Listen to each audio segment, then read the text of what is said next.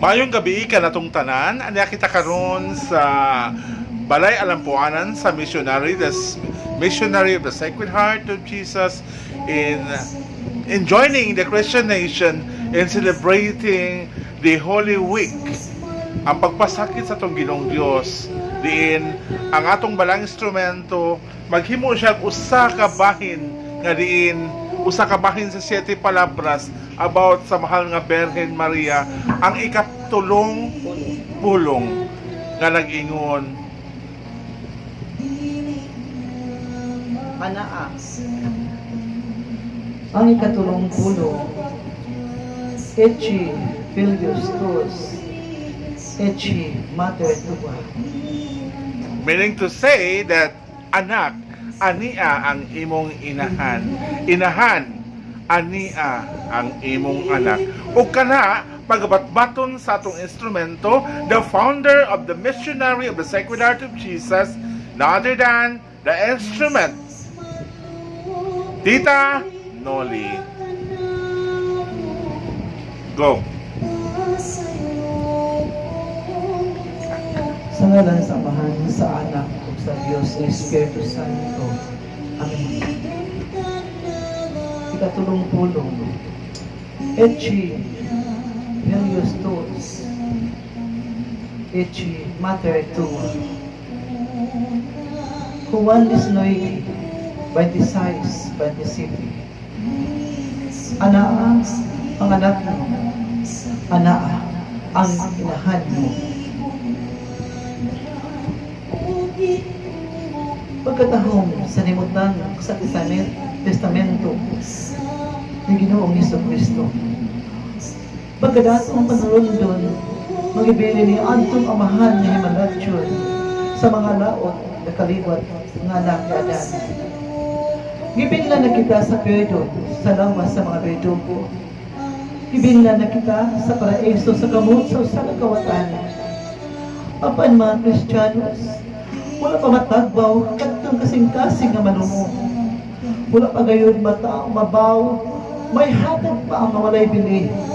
May bili sa kaliwat nga ilo. Kay bisa na Himalatyon matakos ang magkabantay, nga magkaaga kanila. Kay unsay kabasdanan nga makuha sa una nga ilo. Bisan ikaplagan na niya ang perdon kung walay magkabantay kaniya.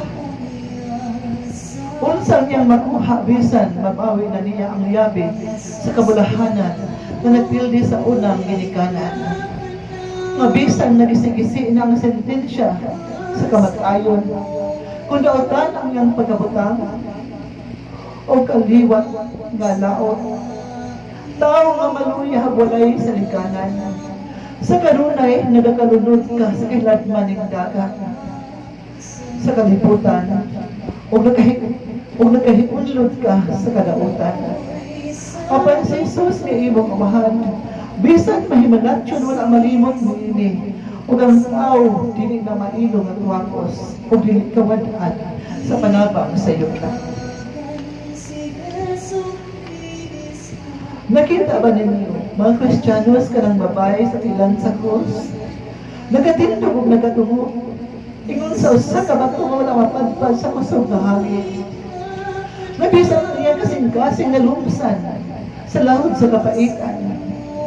Nakita ba ninyo kanang Birhen wala gayon bubulag, bisan sa lamang kapag pamidok niya anang lugar sa kasakit? Siya mao si Maria, ang inahan ni Jesus, ang babae nga bulahan, nagkatakos pag-anak sa tag-iya sa kinabuhi. Nabianhin sa kalibutan o nakigbawi sa kabulahanan nga gipildi ni Eva. Mao ang gitinguha sa dakong kahidlaw sa mga patriarkas o sa mga propetas. Apan hinay-hinay una mga Kristiyanos. Kaysa kinagkaitas niya ng bukid, nakita ninyo ang dakong kalainan na napunan sa mga kasakit sa kababay na labing subo na makalipay sa mga katauhan sa ilang pagkailo. Ang oras, nagkahidoon na. Ang tiempo, nagkakatapos na. Ug ang kamatayon, nagkaungaw na sa mga ngabil na malagong niya ng Diyos noon nga Leryo, nagilibutan sa naglimaasoy nga kasakitan. Karang mahigugmaon nga malulubos. Nagapahayag siya ng tugo na hangtod karon. At tungod sa katawhan nga matapos ang ahdiling sakripisyo ngayong ihalad ngadto sa iyang amahan. Niining pagkabutanga, bisag gilibutan sa kasakit, wala malimot sa iyang inahan. Na nakadaladala ka niya sunod sa siyang kabulan siyang ulay na niya. Gilingi ni Jesus ang iyang mga mata ngadto kang Maria. Ubitan ang usap siya mahinigong tinunaan o maiyang gilauman. May bukhang baba sa Panginoon. Molière, Echi, Iliustos. Babae, tanawa ang imong anak. Unsa kining pulunga, nga daw niya nga maindot, nga nakapika sa kasing-kasing sa usa ka inahan. Pawis pa ng makain o yamot, nga pulong umabangis, ug tugon, nga mapait pa sa akto. Umalahak pa kay sa mutyong nga naay hilo, nagipana sa pantod na aikero. Babay, matod pa. Kaluy ang Isus, may gugmaon. Tagay sa kaluoy, mahatag sa nagkunggol. Daw ka sa matami sa ngalan, ang mga malipay ka niya. Kaluy ka ng birhen. Mulay lain na buhat kundi ang mahigugma kanimo.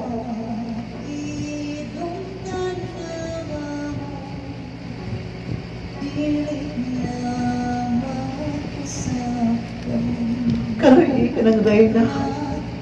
Ang iyang kalibay. Gialisdan sa diadema sa kasakit. Kaluyanan ang kasing-kasing nahalangsang kanimo diyan ni anang kaamoy. Babay, ginawa ko. Wala mo yung nangainahan kung unsay sala naging kuha anuman siya sa ngalan na inahan. Nagihatag ka niya sa magbubuon. Unsay kasangkong ihatag niya kanimo sa iyang pagkainahan. Natiunay. Sa pagkana iya, nung walay takos nga makakuha. Unsay hinungdan niya. May binuhat pang labing unay. Labing mahigugmaon ang manuluyon. Ingon ka niya na imuman ng biyaan ang sayang pagpaminahan. Kung nilitakos mahalita sa binuhat kasama ka niya, nga naman karon, kuhaan mo man yan ang ngalan.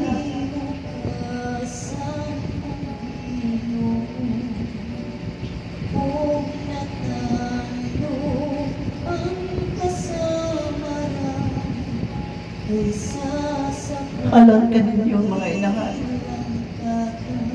Alam ka ninyong mga ginikanan. Ang mga anak ang maabot kung matao gikan sa iyong sabakan. Gasa ka na gikan sa Diyos. Gasa ka na gikan sa langit ng Ama. Diya ka ninyo. O inyong katungdanan ni anak. Ang pag-amuman kanila sa edukasyon na espirituhanon kung di lamang tawhanon. Daghan sa mga kabataan kalong panahuna ang nahisalaan sa hiwing mga binuhatan o nagsubay sa galang sa kabaitan tumikan sa walay pagpakabatang mga ginikanan. Inong tumi mga inahan. Inyong salabagon sa umaabot ng mga aslaw kung saan nangatan sa inyong mga anak.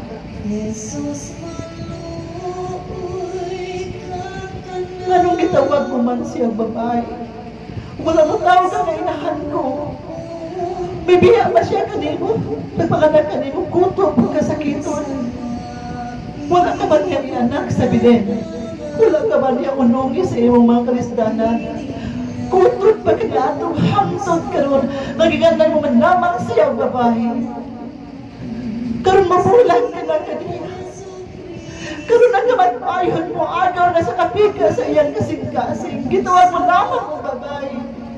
Pagkakatingalahan ka na ko, kay bulungan naglipat tukip, pagkamabangis sa pag-ilis. Matod pa ni San Bernardo nga anak si Zebedeo.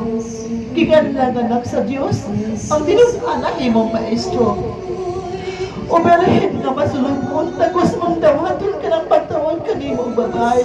Kay mao'y kinahanglan ng kalibutan nga alaot. Kay tungod niya anang puno nga, kipanganak mo kami sa punuan niya anang krus. Kutob karon ikaw ng kahayag na magdanag sa among kahitbitan. Ikaw lang kabaskog sa among kaluya. Ikaw na ang mananabang sa among mga kalisdanan. Ikaw na malibot ka na yung kanamo, matok sa among mga kaaway. Ikaw ang laoman namo sa among mga kalisod. Ikaw ang pahit sa among mga luha.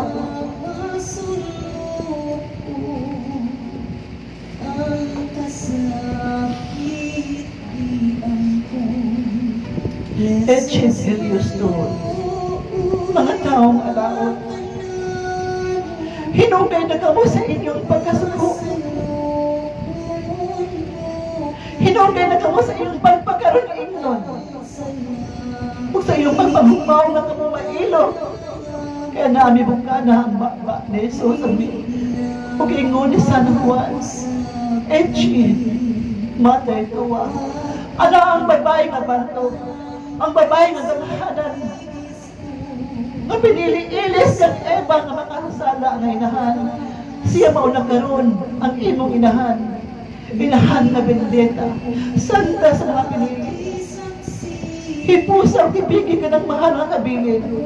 Nagihatag ko ka ninyo. Dinhining maong krus. Timaan sa akong nakugugma. Pagtapong ka mo at ubangan sa inyong inahan. Pasalimbong ka mo silang sa iyang landong. Kay inyo na siyang inahan. Heche, mate, tu. Kaniya walay makagulang ng mga ninyo. Kamu ang may agong sa kaluoy. Sa gugma siyang pagbantay kung maabot na kaninyo ang mga unos sa kalisod. Kaniya, ang kalipay, ang dakwang nga akong ihatag. Ang tumuran nga dilimatiti sa akong grasya. Etchin mater tuwa. Kaniya hikablagan ninyo ang pasaylo sa inyong mga sala. Kaniya madagat ninyo ang padayon sa inyong mga ayong buhat. Kay siya mauna inyong inahan nga magdait sa langit o yuta o magalinaw sa kaligod-god sa Diyos. Etchin mater tuwa. Ang bunga sa akong sakripisyo, ang bilis sa akong dugo, ang pahinunggan sa akong kamatayon, di maambit ko kanyang tungod kaniya.